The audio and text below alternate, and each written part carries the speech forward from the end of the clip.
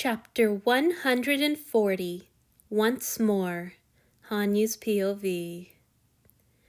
I just need to remember that whatever happens, I deserve it. As soon as Cloelia had shut the door behind herself and Asao, Hanyu had flown into action. He stripped, found some oil, and fingered himself open. It had been a long time since he'd done this. In the early days, after Antony had first claimed him, he'd prepared himself regularly, but over time there had seemed to be less and less point in the ritual. Now, he wished he'd kept up with it better. His body ached no matter how much oil he applied. Asao's obvious terror had sparked answering panic in Hanyu. The other man's wide, haunted eyes had sent Hanyu's mind spiraling into his own memories of training. Plenty of it had been good, enjoyable even, but that first night and so many times afterwards, the trainer had been angry with him. He didn't want to be used by an angry master again, especially not an angry god. Asao might be wrong. He always underestimates Antony's mercy. Maybe Antony really did mean the kiss and the taunting to be my only punishments for wanting him to love me. The thought was scant comfort. If Asao was right, and the longer Hanyu thought about it, the more it seemed likely that he was, then it was vital that Hanyu throw himself on his master's mercy as quickly as possible, and make himself damn fucking appealing when he did it. He briefly considered putting on some of the lingerie that the temple had sent in his trunk, but quickly rejected the idea. He wasn't a favored bed slave who had the right to try to entice his master. Not right now. Not yet. Could I earn that someday? After this, and after my punishment, once I'm not in disgrace anymore, could I be pleasing enough? What would it even be like after? That was what Hanyu had never thought about before when he tried to seduce Antony, and now he realized what a horrible, foolhardy oversight that had been. Hanyu felt like he'd just gotten his god back after a long separation. The relationship between Hanyu and Antony, the grumbling and teasing and indulgence and unbelievable kindness, didn't seem like the sort of thing that could coexist with sexual service. At least, not sexual service as Hanyu had known it. If his god had truly wanted to use him, surely that meant that he wanted to change everything about the way the two of them interacted, and the idea was terrifying. What was more terrifying, however, was the idea that it might change nothing. If Antony were to carry on as he always had, and then turn around and take his pleasure from Hanyu's body from time to time, well, that would be the ultimate proof that their coupling meant nothing to him. Why should it? It's service. It's no different from drinking my blood. I should be grateful that he deigned to use a troublesome, ungainly thing like me to begin with. Never mind what he feels about it. Gods, I'm the most ridiculously spoiled offering there's ever been. Anyhow, Hanyu would be lucky if this first taking was anything like his training.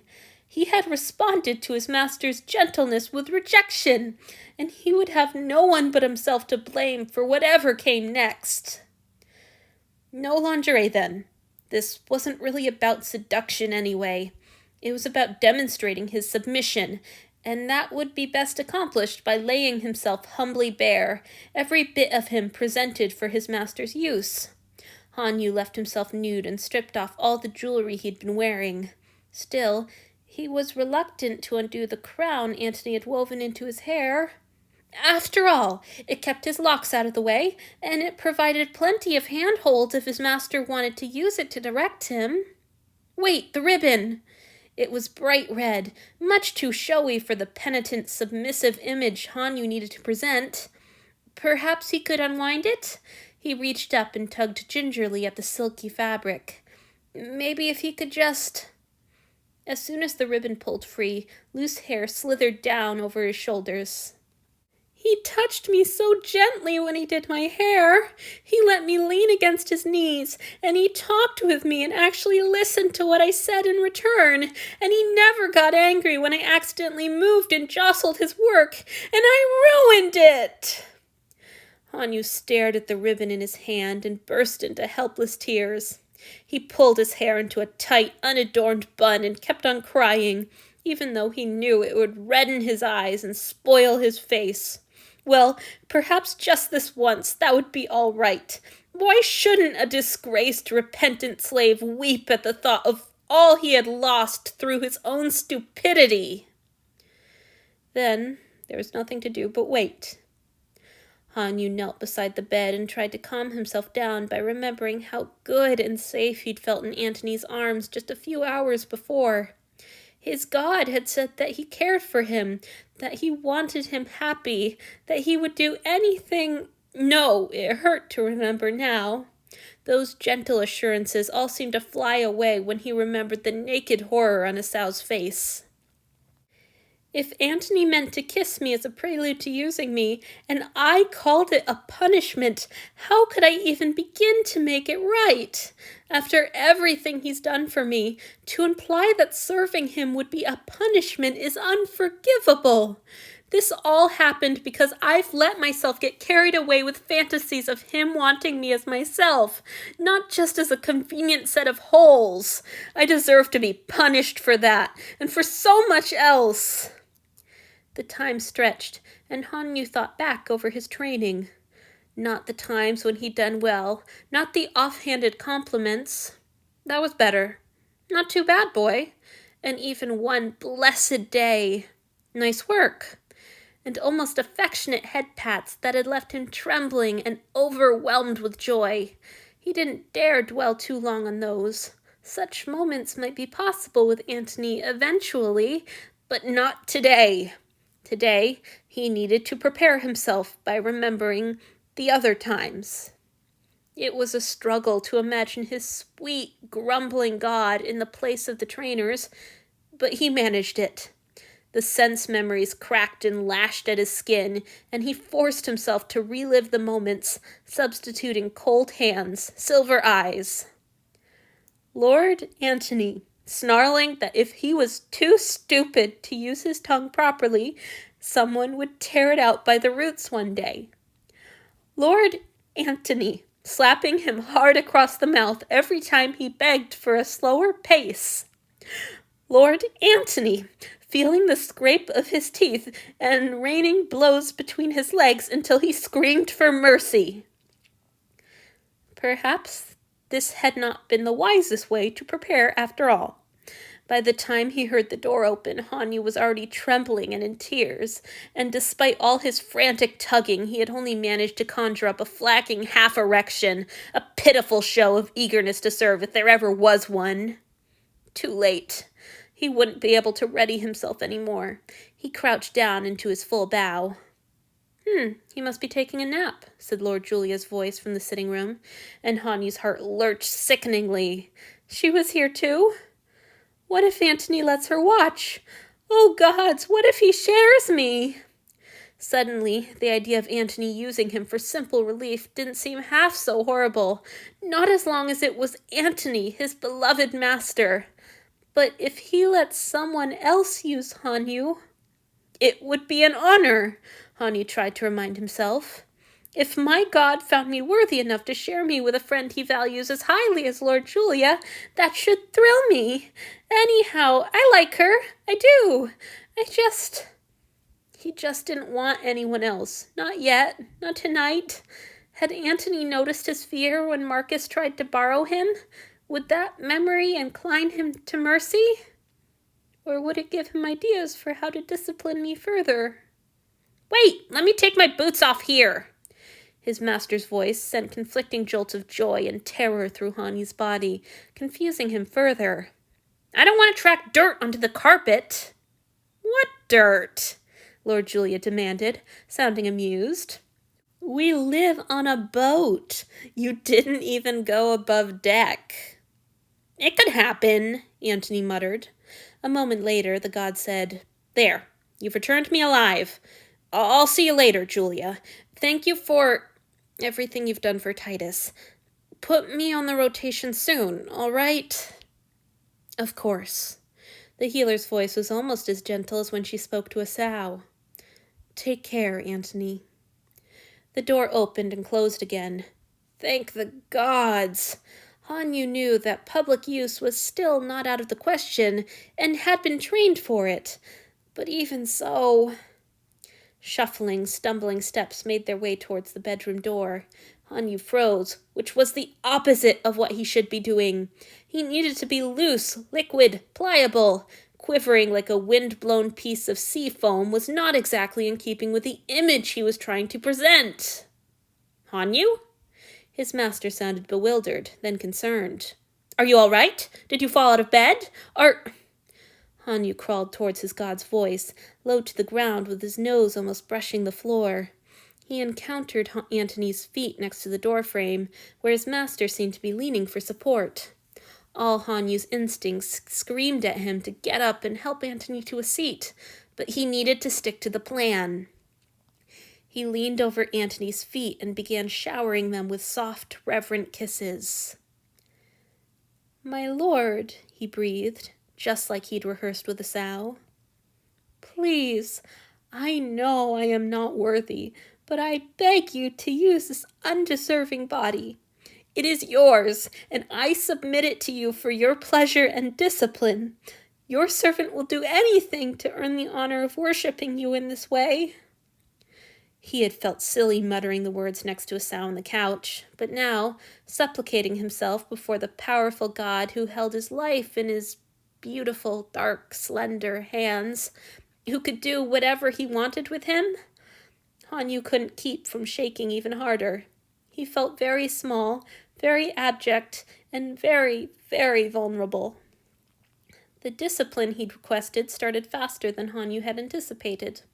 One of his master's feet flew up into his face, banging painfully against his forehead, and Hanyu had to stifle a whimper. He kicked me? Of course he did. What did I expect? I'm a horrid, low thing, and I deserve it all, everything, more. Thank you, my lord. May I have another? He recited meekly, but his voice was lost in the crash as Antony thudded onto his ass in front of him, swearing loudly. Fucking weak legs! Fucking shit! Hanyu, did I kick you? I'm sorry! The god let out a groan. What? He didn't mean to? Oh, fuck, he was stumbling to try to keep his balance, but his legs gave out because I was blocking him from getting to the bed to sit down. I'm even hurting and inconveniencing him with my apology. I am the worst slave there's ever been, and no matter what he does to me, I'll deserve worse. All right. Antony took a deep breath, and Hanyu trembled. What's going on? Luckily, Hanyu had rehearsed a few little speeches in case he had to repeat himself. Asao had said that their master didn't seem like the sort to just pounce, and, as always, he was right. My body, my mind, my soul, every part of me is your plaything, my lord, he whispered, and he shivered harder at the truth of the words. How could he ever have balked at the idea of being his master's toy? How could he have grasped after love? A wretched little thing like him was lucky if he could manage to be an adequate amusement, and he needed to remember that. I beg you to make use of me in any way that pleases you. Your servant's body is prepared for your enjoyment. There's no need to hold back. Please put me in my place and make this unworthy slave feel your ownership. By the end of the speech, Hanyu was shaking and crying harder than ever, and his pitiful attempt at an erection had flagged completely. Sometimes these feelings of smallness and humility were able to arouse him, but right now he was just too afraid, and Antony would see and know that Hanyu was reluctant to give him what was his, what he already owned utterly, and everything would be even worse than it already was. Did I miss something? The god's voice was rough and tight, and Hanyu quailed at the sound of his master's displeasure. Hanyu opened his mouth to launch into another speech, but he was cut off by a series of pained breaths and hisses. It took all his self-control not to peek, but a moment later his curiosity exploded into panic when something touched his bare shoulders. "It's starting! Oh gods, oh fuck!" He kept himself from flinching, mostly, but a terrified whimper escaped his lips despite his best efforts. He did cringe at that, trainers' voices ringing through his memory. "Stop that sniveling, boy! Do you think the gods will put up with displays like this?" And waited for the blow or pinch or slap that always followed such admonitions. Nothing happened. The first touch stayed. Once he calmed down a little, Hanyu realized that it was fabric. Soft fabric, with icy metal buttons rapidly warming against his skin. "Would you please sit up?" Antony asked, sounding weary. Hanyu obeyed. Sure enough, though he didn't dare to meet his master's eyes, he could see that his god's torso was bare except for bandages. Antony had draped his shirt over Hanyu's shoulders. The fabric started to slide, and Hanyu reflexively put his hand up to keep it in place. A bewildered sob tore its way out of his throat. What did any of this mean? "I just got back from sitting with my catatonic brother, and I'm a little slow on the uptake," the god said flatly. "So can you please help me out by explaining why a few hours ago we were happy and back to normal, and now you're begging for sex you clearly don't want?" "Fuck!" Involuntarily, Hanyu grabbed for his disobediently flaccid dick. "My lord, I'm sorry. I'm so sorry. This doesn't mean—" "I was referring to the trembling and weeping, actually," the god interrupted. "Hanyu, please, what's going on?" Hanyu wet his lips, clutching his master's shirt like a talisman.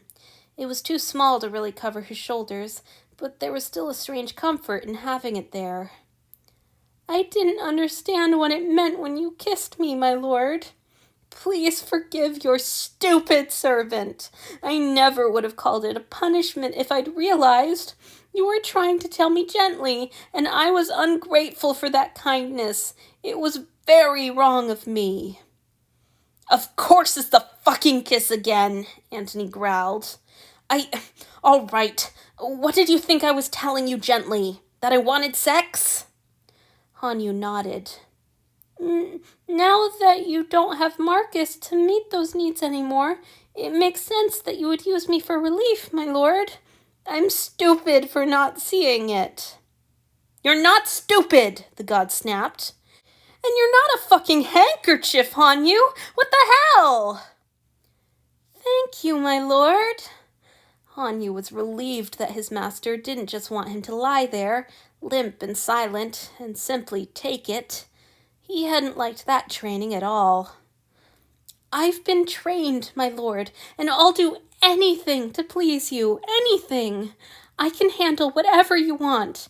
You don't have to be gentle or careful. I know I was a bad slave and made you angry, so please—" "I'm not angry," Antony snapped, sounding very angry. "And even if I were, I wouldn't use sex to punish you, Hanyu. Fuck! That's sick!" "It wouldn't be a punishment. Gods, did Antony think he was doing this to try to get out of his punishment for disobeying? It would just be showing me my place, my lord." "Sadistic sex is not your place," cried Antony. I understand how my sex life with Marcus might have made it seem, but whenever we were rough with each other, it was because we'd agreed on that." "Yes, my lord." Another deep shudder ran through Hanyu's body, but he recognized the opening for what it was. "And I'm offering myself, my lord, for anything you want. I agree, of course I do. Not that you need me to agree, of course, I'm yours, but—" "Hanyu!" The god's interruption sounded strangely anguished. "Would you please look at me?" Antony's face sent a shock right through Hanyu. He looked drawn, wan, and tearful. In fact, his face was already covered with the evidence of dried tears, even as fresh ones spilled from his eyes. It wasn't the face of the menacing, wrathful master Hanyu had been building up in his mind at all.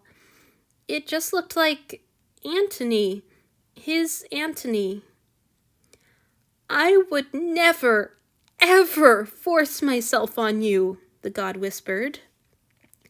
Indignation briefly pierced Hanyu's fear and confusion. "My lord, please! I would never make you force me! I'm not as disobedient as that, I promise!" Antony winced. "No, I didn't. Look, I know I kissed you without asking, and I'm sorry. I can't tell you how sorry I am. I got carried away because I was tired and drugged, and I couldn't talk, and I just wanted you to know how much I love you." He went on speaking, but Hanyu's mind was caught by his last statement. It was just a tiny handful of words, so few you could say them in a single breath, but they loomed huge enough to fill his whole mind. "Love?" he faltered after a moment, trembling harder than ever. Antony cut off his ramblings and scowled through his tears. Hanyu's fingers tightened on the shirt that strained over his naked shoulders. "Hanyu, how many times will I have to tell you I'm in love with you before you believe me?" the god demanded. "That scowl. This isn't a punishment or a taunt. He means it." "No, he doesn't. How could he? How could this possibly be true? How—" "But that scowl, that dear, familiar scowl. Oh gods, oh gods." Hanyu let go of the memories of pain and failure, let go of the way he'd expected this to go. It was even more frightening to trust this, to trust in Antony's unhappy, cankerous declarations. But God's help him, he did. He trusted. He trusted the God who actually listened when he talked and still insisted at every turn that he wasn't stupid. The God who let him steal all the sheets and sprawl over his bed. The God who never hesitated to take care of him, no matter what it cost or how little he deserved it. He trusted Antony. Maybe once more?" Hanyu whispered. He'd been wrong. Whatever was happening, there was no earthly way he deserved it.